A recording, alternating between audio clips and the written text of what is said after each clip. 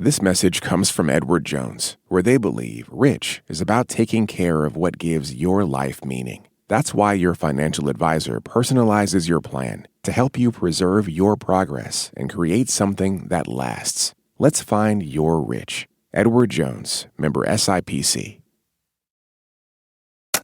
This is Planet Money from NPR. The other day, I brought a couple pairs of binoculars to Lower Manhattan to meet up with fashion reporter Avery Trufelman. We were there to do a little bit of urban birding. Are you a big birder? I don't do outdoorsy things. It's not in my nature. I'm not an outdoorsy guy. Luckily, Avery made an exception for us because we were not, in fact, heading out to spot migratory birds with spectacular plumage. No. We were on the hunt for some very particular kinds of clothing. Would it be fair to say that fashion is kind of your Roman Empire? Yeah, I would say fashion is my Roman Empire. You see, Avery is the host of a podcast called Articles of Interest, which is all about unraveling the hidden histories behind the things we wear. She's done deep dives into the question of why women's clothing didn't used to have pockets, or how preppy Ivy League style got big in Japan. And I wanted to talk to Avery because her latest season is all about how a massive, shadowy force has been shaping the stuff we all wear for the better part of the last century in ways that most of us might not know about. And what is that shadowy force, you might ask? The United States military. The United States military. It is kind of common knowledge at this point that many of the most resource-intensive technologies that define our daily lives began in government-funded labs as military R&D, from nuclear fission to GPS to the internet. But what Avery found is that that same military-industrial influence has shaped many things that are even more intimate in a way. The very clothing we wear to express our sense of who we are or to protect ourselves from the elements. And it's the kind of hidden influence you can actually see on the street today, if you have the right kind of eye. Yeah. Do you want to take a little walk? Yeah, let's do it. Let's take a little walk. Avery and I start our walk in Soho. The neighborhood is known for its high fashion. There are fancy boutiques every few storefronts. Let's cross the street. Well, let's jaywalk. But these days, it's also been taken over by people wearing expensive outdoor gear. Think Arc'teryx rain jackets or North Face puffies.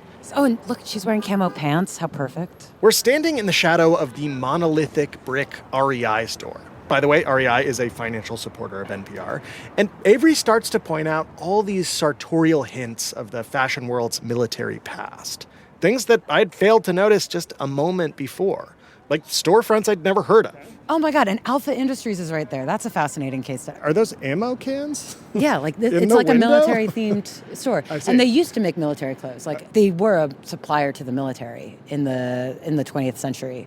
In the distance, Avery directs my attention to a woman wearing a synthetic down parka. Like, see that stylish-looking pink puffer? And she's got the pink boots. Let me get my binoculars up. Yeah. She's moving far away. She's in motion right now. Even that, Avery told me, was part of this bigger story. The idea of artificial down was pioneered by the military. Really? Yeah. And then it was peeled off and manufactured by a company called Primaloft, which first marketed it to civilians, to the mass market, through LL Bean. All around us, there seem to be these signs of how the military has shaped the literal fabric of our daily lives. And Avery says that influence is a lot bigger than just camo sweatpants. It's everything. It's everything you wear. It's literally everything you're wearing, Alexi. Like, it's your jacket, it's your khaki pants, it's your beanie cap, it's the layers, it's everything you're wearing. Avery points to the Velcro straps on the sleeve of my jacket, the plastic cord lock used to cinch up the hood, the performance fabric on my turtleneck. All vestiges, she says, of the military's influence. So you're saying we're all part of this kind of military sartorial complex, even if we don't realize it? Yeah, this is all versions of military clothes. Like, you can't unsee it once you start seeing it. Hello and welcome to Planet Money. I'm Alexi Horowitz-Ghazi. I'm Avery Trufelman, host of Articles of Interest. It's a podcast about fashion. And Avery, we asked you to hop over to Planet Money for a bit to share a little bit of this wild, shaggy yarn you spin in your new season about the backstory behind a lot of the clothing we all wear. Yeah, it's about the intersection of the military and the outdoor industry. So today on the show, Army surplus economics. How military designs trickle down from the soldiers on the front lines to the hippies on the war protest line to the yuppies in line at Banana Republic. And why some of your favorite outdoor brands may just be moonlighting as American military suppliers while keeping it as under the radar as they can.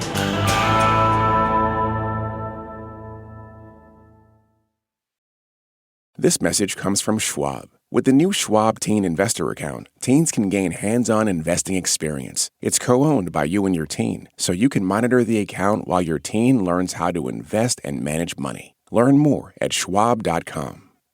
This message comes from Workday, the enterprise AI platform with a deep understanding of your organization's context and guardrails, so every AI action is permission-aware, giving you the ability to get work done right. It's a new Workday.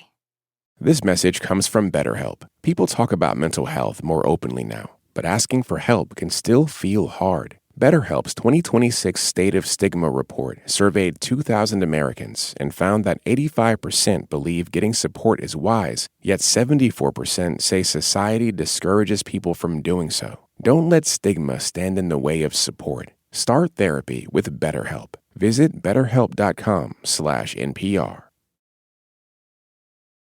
Now, the yarn that Avery spins in the new season of her show is an epic tale woven over 7 episodes from the Revolutionary War to the invention of digital camouflage. Today, we're going to focus on the way that military designs have changed the way that many of us dress and spend time outdoors. So where does the story of this strange entwinement between the military, the gear industry, and the world of fashion begin? I mean, I think it starts in the founding of the United States. But in the modern era, it really comes from World War II. I mean, it was this cataclysmic event that shaped every single part of modern life, and every single industry got involved in the war effort, including the clothing industry. And it fundamentally changed how everybody dressed, including soldiers and eventually civilians. You see, for the first century and a half of its history, the U.S. military more or less took its sartorial cues from the militaries of Europe. The Revolutionary Army basically took the design for the famous British redcoats and turned them blue, in part apparently because of how much indigo was produced on American plantations. Later, our soldiers dressed like the French, and there was even a period when American officers wore pointy little helmets like the Prussian military.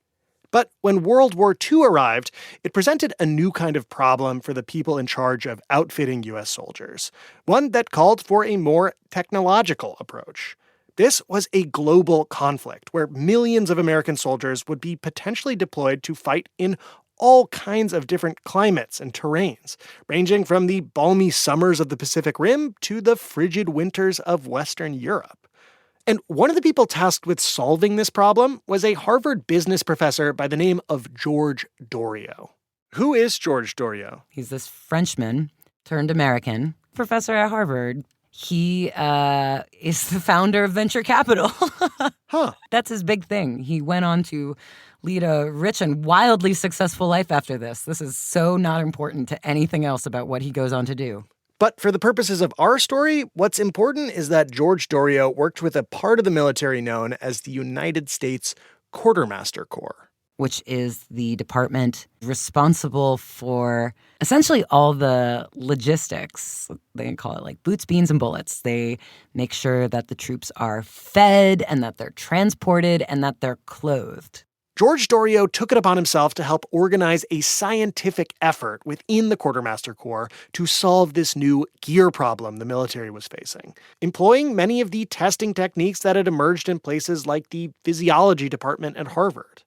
And so the Quartermaster Corps created a bunch of laboratories. They brought in the Harvard Mountaineering Club. They brought in a bunch of outdoorsmen, famous outdoorsmen. They brought in the services of the guy, Eddie Bauer, and the man, LL Bean, Leon Wood Bean.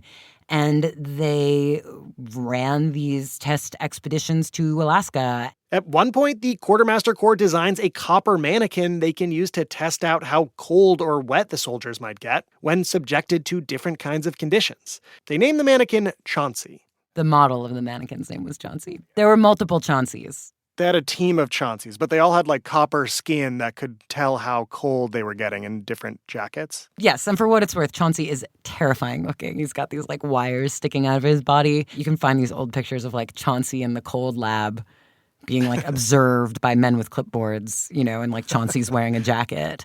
After months of subjecting Chauncey and others to this terrifying testing regimen, the quartermaster engineers realize there may not actually be just one jacket to rule them all. And so they come up with this incredible thing called layering. What? It blows everybody's mind. Now, people have obviously been layering in some form or another since the Paleolithic era, when somebody threw a woolly mammoth poncho over their saber-toothed tiger skin. But Avery says this is the first time layering for field performance was turned into a whole system. A system built around a sort of simple olive green jacket. This game-changing jacket and jacket system is called the M43. M stands for model, 43 because it was made in 1943, and it's just the green Army field jacket. It's got 4 pockets, 2 at the chest, 2 at the hip. It cinches at the waist. You've seen it everywhere. Like every company now makes a version of it. It is so classic. I had honestly never thought about it before. But in 1943, this M43 jacket represented the cutting edge of clothing technology. A modular system that could be transformed to fit almost any environment. There was padding for cold weather, a parka edition for rain and snow. And the military now had something that could be easily adapted for battles from the tropics to the Alps. Almost immediately, they got to work mass producing the M43 field jacket, along with literal tons of other outdoor gear. All meant to keep millions of soldiers as fighting fit as possible for years into the future. Even after the surrender of Nazi Germany in the spring of 1945, the Quartermaster Corps kept producing supplies because the war was still raging in the Pacific. In her series, Avery talks to a historian about this very moment, and we're just going to play a little bit here. We know now how World War II ends with the droppings of the atomic bombs on Japan, but no one was planning for that. That's Charles McFarlane, a costume historian and journalist who wrote his master's thesis in part on the development of the field jacket. And the Manhattan Project was, obviously, a secret. The vast majority of the United States military didn't know the atomic bomb was being developed, let alone that it was about to be dropped on Hiroshima and Nagasaki in 1945. So the government was still producing clothing for the idea of a war dragging well into 1946, if not 1947. There was a huge ramp-up of supplies and clothing in preparation for an invasion of Japan, which was expected to suck up a massive amount of lives and supplies. But the war's end cannot be anticipated while it's still being fought. The Quartermaster Corps is charged with assuring the successful operation of the Army of the United States by providing food, fuel, clothing, and equipment at home and abroad. You have basically 12 million Americans in uniform, and each of them is given clothing for all 4 seasons, from socks to underwear to boots to hats. Not to mention all the M43 jackets and backpacks and tents and gear. So great is the extent of the quartermaster operations that over 25% of the cotton textile industry is now producing for the Quartermaster Corps. Even before the end of the war, the United States government claimed it had 16 million pounds of surplus clothing, not to mention 7 million tubes of toothpaste, 25 million folding chairs, and 17,000 homing pigeons. But in August of 1945, the war came to a surprisingly abrupt end after the devastating bombings of Hiroshima and Nagasaki. All of a sudden, Avery explains, the U.S. military had a huge new problem. All that frenetic production meant they now had a massive oversupply of clothing and gear just sitting around. And how did the military decide to solve this problem of all of this surplus stuff on their hands? They decided to sell it off, and as cheaply and quickly as possible. A new agency called the War Assets Administration was put in charge of overseeing the sale of all surplus property To quote a 1947 article from the Quartermaster Review, imagine a warehouse capable of holding $1 million worth of property. It would take 34,000 such buildings to accommodate the War Assets Administration's total inventory. So, what are you going to do with all of this? Mountains of stuff. Apparently, there are warehouses all over the place. Chock-a-block with gear. This is menswear icon G. Bruce Boyer. I'm G. Bruce Boyer, a fashion journalist and author of several books on fashion. We all bought clothes at the Army-Navy store. Everyone. It was cheap, Army surplus stores were rare oddities before World War II. After World War II, they explode. They are everywhere because it is so easy to buy up large amounts of cheap inventory. In just 1 month, according to a January 1946 Newsweek article, the War Assets Administration sold off 4 million pairs of cotton and wool socks, 1,895,000 pairs of work clothes, 10,000 khaki shirts, 884,000 navy raincoats, 5,000 parkas. I could keep going. This was all in 1 month. It was all for a song. The War Assets Administration could not get rid of this stuff fast enough. I knew guys that bought socks and underwear and everything there. Yeah, after World War II, I would say there was a generation that just saw it as like the place to get underwear and like a place to get jeans and socks. So the Army surplus store was kind of like the Uniqlo or H&M of the 1950s? Yeah, exactly. It was the Uniqlo of the 50s. You need something, you just go to the surplus store. And in addition to helping clothe a new generation of American consumers, Avery says this massive surge of Army surplus also served to turbocharge a nascent outdoors industry. A lot of gear companies that we know and love today got their start by selling surplus, or they sort of padded their inventory by selling surplus. Like REI was a great example. REI, they've been around for a long time. They've been around since the 30s, but a member of their co-op was a veteran and was able to get like early access to some of the surplus stuff. And this was a really great way for a young company, in addition to making their own stuff, to be like, and you can also get surplus here. It's like, oh, their shelves are suddenly much more full. And they were sort of making their own gear alongside selling the surplus. It was a great boon for a lot of companies. They rode the wave of the surplus. Yeah, totally. Which brings us to the second chapter in the story of the military's influence on everyday style. By 1965, the United States had entered yet another major war, the Vietnam War. And Avery says the Quartermaster Corps made a major update to their layered jacket system. The new model, called the M65, had the same classic olive green color and a similar array of pockets on the front. But it also had new features, like Velcro sleeve straps and a collar with a stowaway hood. And many of those updated M65 jackets eventually found their way into the Army surplus ecosystem. Pretty soon, these iconic military jackets were showing up in the counterculture. People like John Lennon and Jane Fonda were seen wearing things like the M65 jacket. You'd see anti-war protesters sporting the exact same jackets their contemporaries were wearing on the front lines in Vietnam, just this time with a peace sign on the back. Avery says that by the 1970s, this rebellious, ironic Army surplus style started to grow more and more popular. In the 70s, they're selling berets and military jackets with extra patches on them. It's like the military look becomes this trend. Army surplus goes from a way Americans got their basics to this kind of chic subculture. A new wave of boutiques starts to pop up around the country. They sell modified, stylized surplus outfits. And one of these stores would eventually become one of the most recognizable brands in the U.S. And to hear about how this happened, I talked to a woman named Patricia Ziegler. The surplus stores were selling things for the lower prices.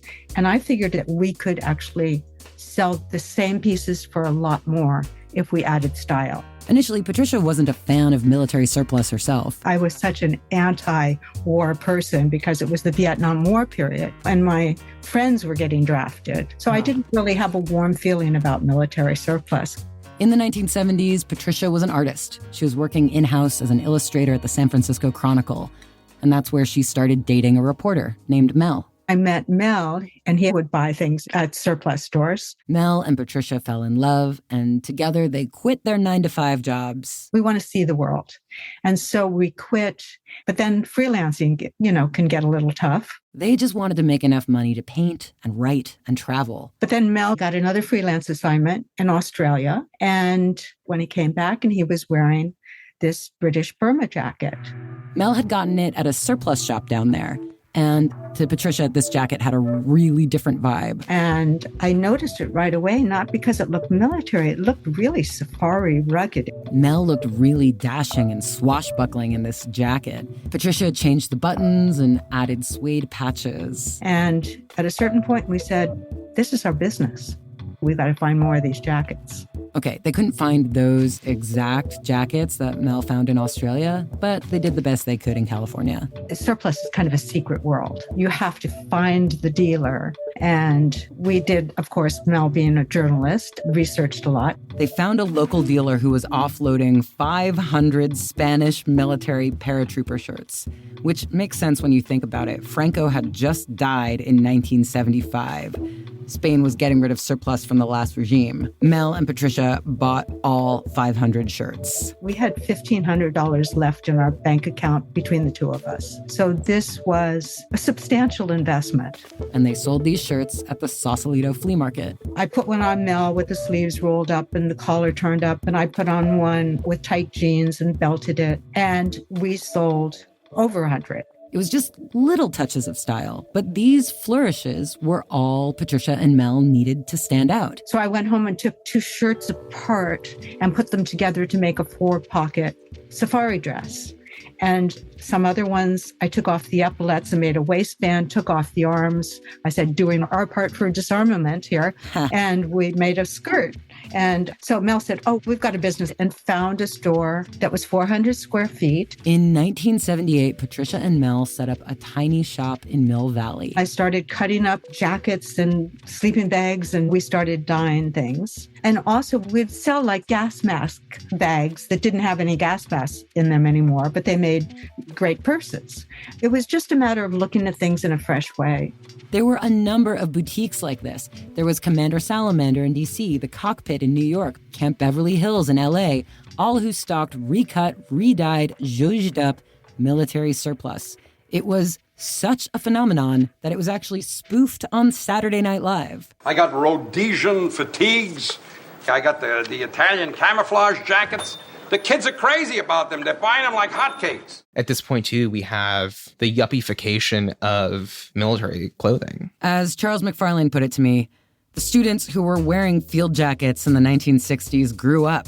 They cut their hair. They got jobs. They became conventional bourgeoisie.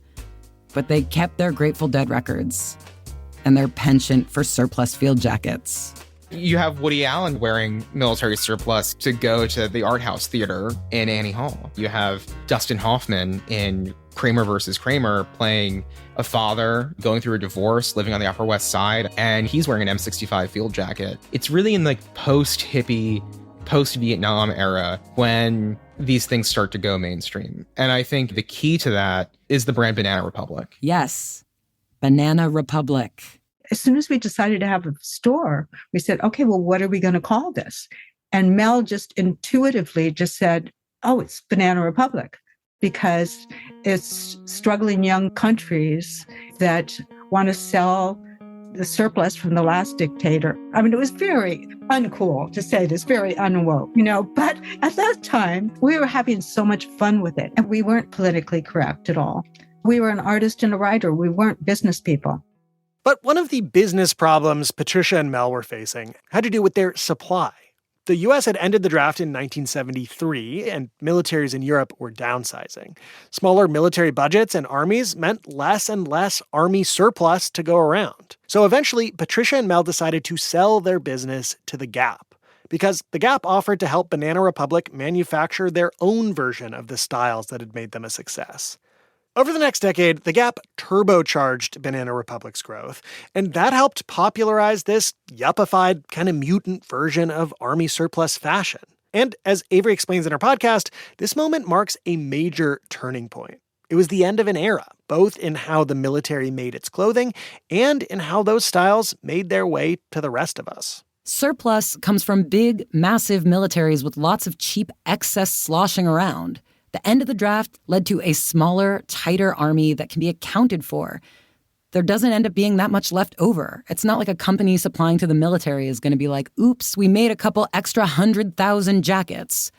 Clothing for the 21st century army is made to order by private companies who stand to make a lot of money. That's coming up after the break.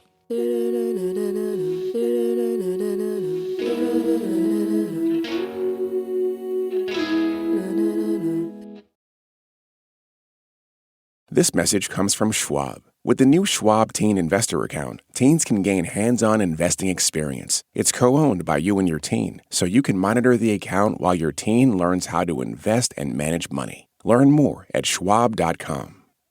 This message comes from Workday, the enterprise AI platform with a deep understanding of your organization's context and guardrails, so every AI action is permission-aware, giving you the ability to get work done right. It's a new Workday. This message comes from American Home Shield. It's not a matter of if an appliance or system, like your HVAC, will break, but when. Without a home warranty, these repairs or replacements can cost thousands. But with an AHS home warranty, they will fix covered breakdowns, helping protect your wallet. Get 20% off all plans at ahs.com/NPR and see promo details. See ahs.com/contracts for coverage details, including service fees, limitations, and exclusions. This week on Wait, Wait, Don't Tell Me, we talked to legendary musician Jason Narducy about being in a punk band when he was just 11 years old. We broke up when I was 12. And I just felt like I needed to go through puberty without band drama. Don't miss our full conversation and the rest of our games. Listen to the Wait, Wait, Don't Tell Me podcast in the NPR app or wherever you get your podcasts. Okay, so the end of the draft spelled the end of the era of army surplus. Many of the classic military designs lived on, of course, in the fashion lines of places like Banana Republic that had remixed army styles for a yuppie audience.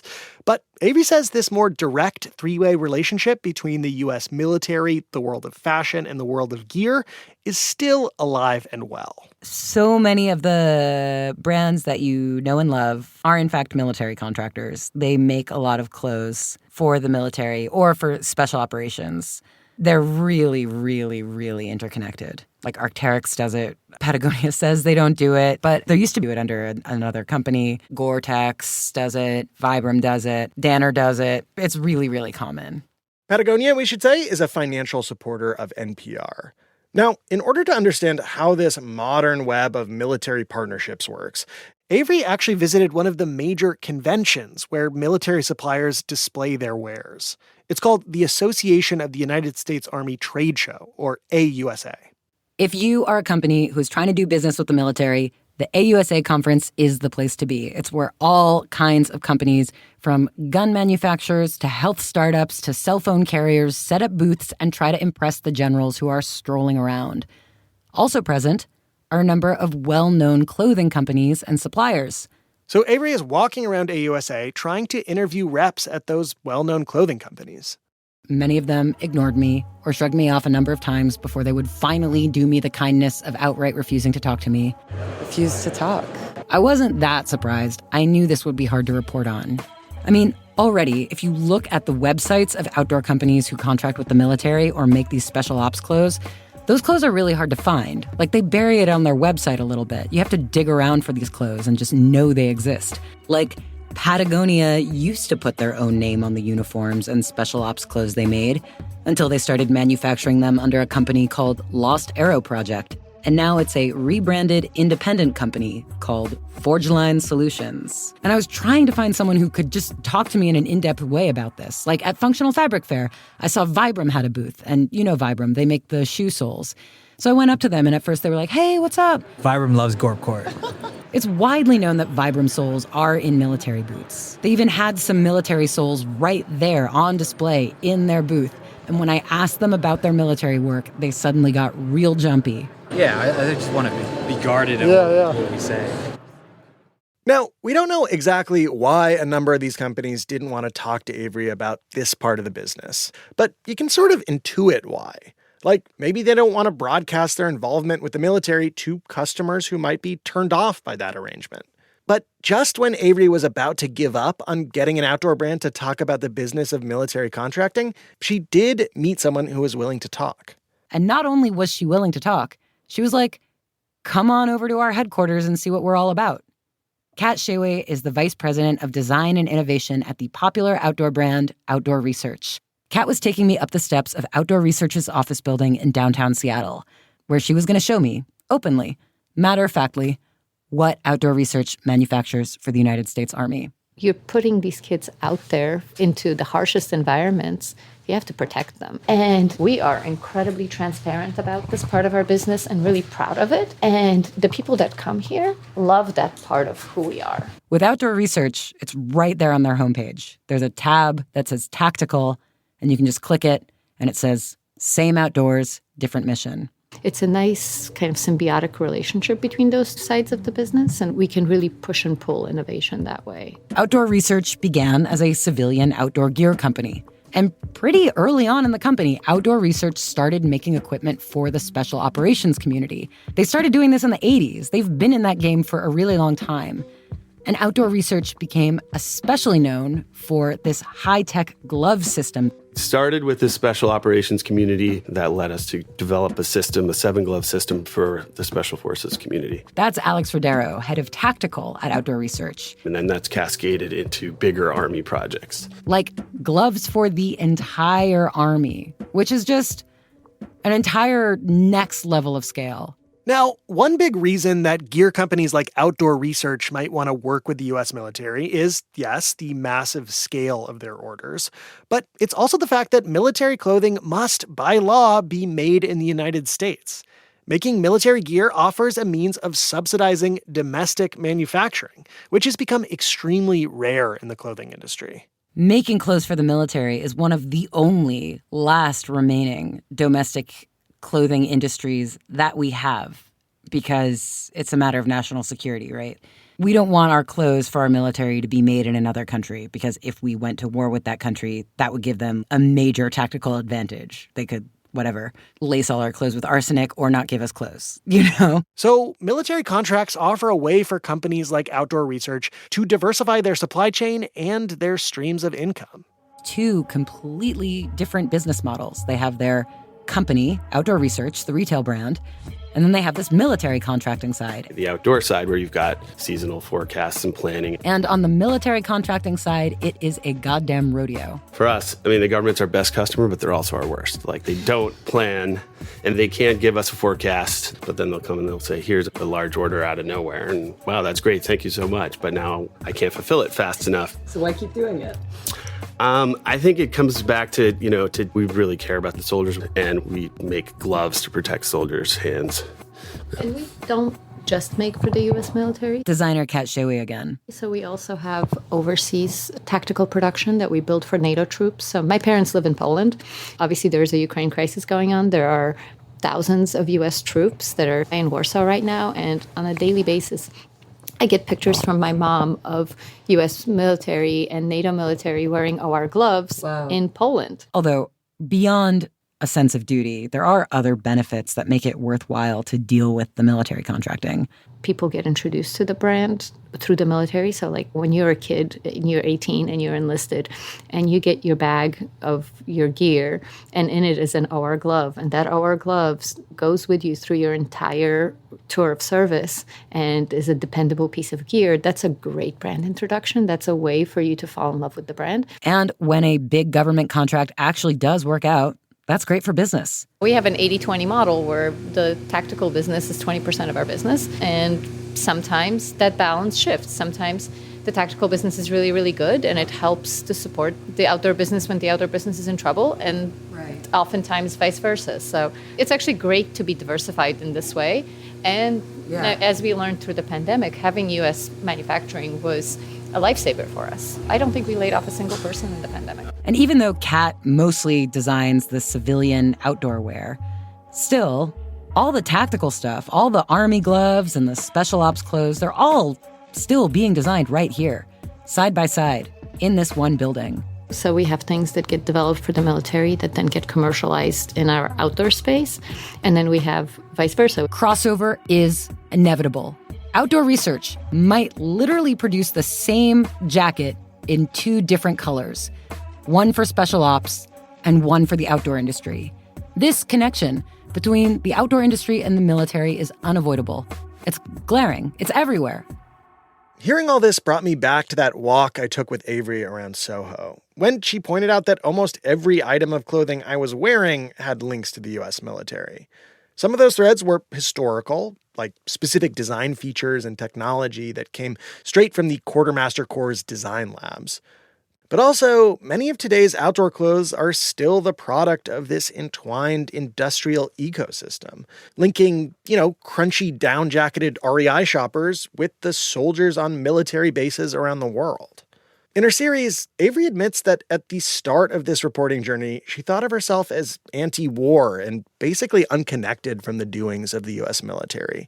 But she said that visiting places like the Association of the United States Army Trade Show and seeing so many familiar brands on the convention floor, it opened her eyes to how deeply interwoven the military and the broader economy actually are. What did you make of that, seeing these companies that you knew from kind of your civilian life represented at the Army fair? Well, initially I was shocked, and it really, really weirded me out. Because literally everybody was there. Your phone company was there. Your internet provider was there. Your workout machine at the gym was there. Like, every company was there. And so that's the thing. It's like a lot of companies contract with the military, or try to. Clothing is just the tip of the spear. And I walked out of it being like, oh my God, I'm so much more connected to the military than I thought. Avery started this process tugging on a single thread about how clothing had evolved out of military design, but it ended up crystallizing something way bigger. It gave her a sense that the entire economy is just more deeply intertwined with the military than she'd ever fully understood. Has doing all this research made you think differently about the clothes that you wear or about the clothes that you see on the street? Totally. But totally in the opposite way that I thought. Like, it makes me kind of into the military style clothes. And I never was before. I was like, that's a fetishization of the military. I'm anti that. I started wearing camouflage and I started wearing combat boots. These two things feel like a little at odds. Like, one, this feeling of like, oh my God, I'm part of this web I didn't realize I was a part of, that kind of makes me feel complicit with something that I feel conflicted about, but I'm going to wear more of it. Yeah, it's sort of like acknowledgement of the water I swim in, It's like, I think I used to feel really like rigid in my role as like, I'm a civilian, I'm anti-war, I don't do that. And now I'm like, well, I am civilian and I am against war, and these institutions also belong to me, and I have a say in them, and they are also for me, and they're part of like my long shared history as an American. I have something to say about them too. And these camo sweatpants are pretty sick. Also, I do love the look. I have come around to the look. Avery Trufelman, host of the podcast Articles of Interest. Thanks for coming to Planet Money. Thank you so much for having me on Planet Fashion. Planet Money, but make it fashion. Planet Money, but make it fashion. This episode of Planet Money was produced by Luis Gallo, edited by Jess Jiang, fact-checked by Yasmine Alsayyad, and engineered by Robert Rodriguez. Alex Goldmark is our executive producer. Articles of Interest is produced by Avery Trufelman, edited by Alison Beringer, fact-checked by Yasmine Alsayyad, and engineered by Jocelyn Gonzalez. Music by Ray Royal, Lullatone, and Sasami Ashworth. I'm Alexi Horowitz-Ghazi. I'm Avery Trufelman. This is NPR. Thanks for listening.